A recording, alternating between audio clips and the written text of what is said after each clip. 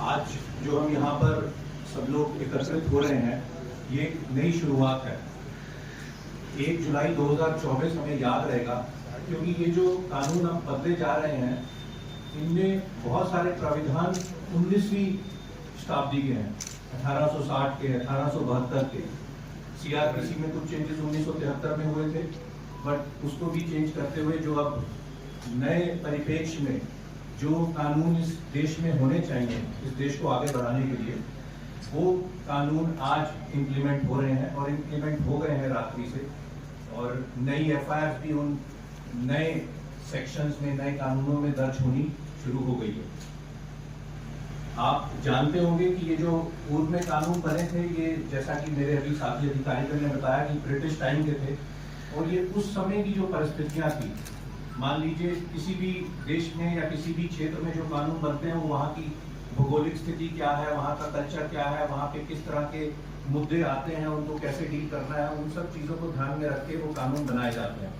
उस समय ये कानून एक तरह से तो ब्रिटिश राज के इंटरेस्ट को ध्यान में रखते हुए बनाए गए थे कि वो राज चलता रहे। अब हम एक दूसरे परिप्रेक्ष्य में है, दूसरे समय में है, दूसरे टाइम में है, जहाँ पर ये चेंजेस होने की बहुत आवश्यकता थी और फाइनली ये चेंजेस किए गए हैं।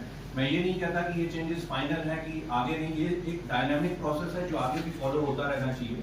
पूर्व में भी अमेंडमेंट्स होती रही, जो एग्जिस्टिंग लॉज है उनमें होती रही, बट ये जो नए हैं उन सब चीज़ों को जो आज की डेट में आवश्यक है उनको इनकॉर्पोरेट करके बना लिया गया है। और आगे भी मुझे उम्मीद है कि हम बढ़ते रहेंगे, नई चीज़ें देखते रहेंगे और उस हिसाब से जनता को न्याय मिल सके, ये उस दिशा में कार्रवाई बढ़ती रहेगी। ये जो लॉज हैं, इसमें जो अवधारणा है वो पहले से थोड़ी डिफरेंट कर दी गई है।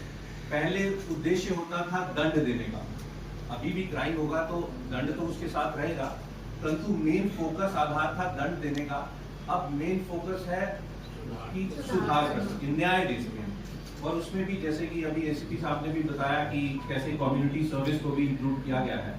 तो कुल मिला के ये है कि हम दंड को अपना बेसिस ना मानकर हम न्याय को, जस्टिस दिलाना अपना आधार बनाए। और इसमें नए कानून में न्याय को, समानता को, निष्पक्षता को, इसको हाईलाइट किया गया कि ये हमारे गाइडिंग प्रिंसिपल्स होंगे जिनके आधार पे ये कानून बनाए गए हैं और इनको इम्प्लीमेंट किया जाएगा। जहां तक चेंजेस की बात है, आवश्यक है कि सबको उस चीज की जानकारी हो। मैं समझता हूं कि धाराएं तो अभी जो पुलिस के भी कर्मचारी, अधिकारी होंगे, सारे उन धाराओं को नहीं जानते होंगे, बट जो मुख्य चीजें हैं जो जनता आती है कि मेरा ये मुकदमा था, इसमें कार्रवाई नहीं हुई, वो चेंजेस धीरे धीरे से जनता तक पहुंचाने आवश्यक हैं, जिसकी आज एक शुरुआत है कि आप लोग भी इसमें हिस्सेदार बनेंगे और इसको आगे पहुंचाएंगे।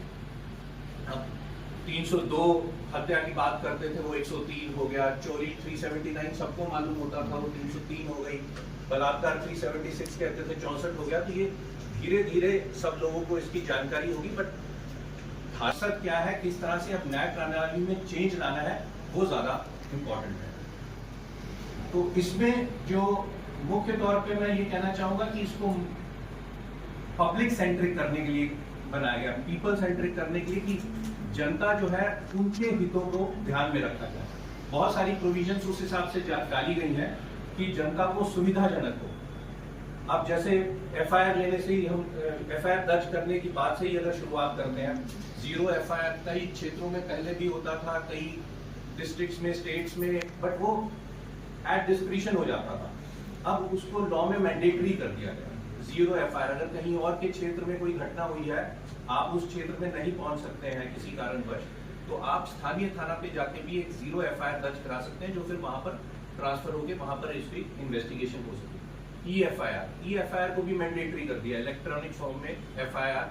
जरूरी नहीं है कि थाने पे पहुंचकर फिजिकली प्रेजेंट होकर आप अपनी शिकायत दर्ज कराएं और एफआईआर दर्ज हो, ई एफआईआर के रूप में भी दर्ज किया जा सकता है। एफआईआर की फ्री कॉपी को भी देना मैंडेटरी कर दिया गया है। जैसे कि बताया कि इन्वेस्टिगेशन जब होगी तो पब्लिक को ट्रांसपेरेंसी रहे, पता रहे कि इन्वेस्टिगेशन में हुआ क्या है। अभी लोग आते हैं, जानते हैं कि भाई हमने एफआईआर दर्ज कराई थी, हमें नहीं मालूम है क्या है।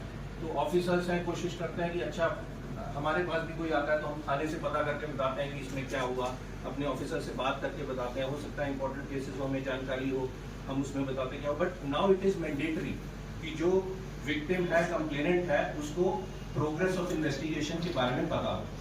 और ट्रांसपेरेंसी का एक और लेवल ये भी है कि ट्रायल चल रहा है, ट्रायल में मुकदमे को किसी वजह से वापस लिया जा रहा है, विड्रॉल ऑफ प्रोसिक्यूशन जो होता था कुछ केसेस में, कुछ मापदंड जो वो केसेस पूरा करते थे और कुछ सर्कमस्टांसेस में, उनमें भी विक्टिम जो है, जो कंप्लेनेंट जो है, उसको बिना सुने कोर्ट को वो डिसीजन नहीं लेना है।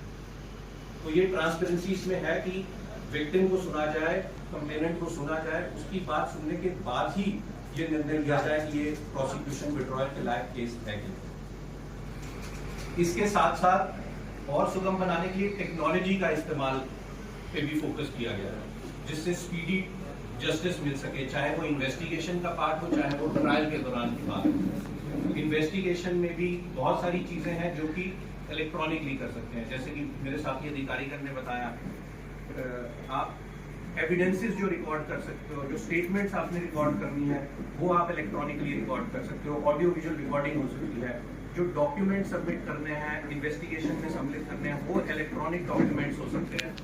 ये व्यवस्थाएं भी अब उसमें की गई हैं, जो ट्रांसपेरेंट हो सके, फास्ट ई बयान लेने की व्यवस्था है, इलेक्ट्रॉनिक बयान, इलेक्ट्रॉनिक अपीयरेंस। आपके जो ट्रायल्स चल रहे हैं उसमें जो अपीयरेंस है, जरूरी नहीं है कि फिजिकल अपीयरेंस को कोर्ट में जाके एक व्यवस्था बनाई जाएगी।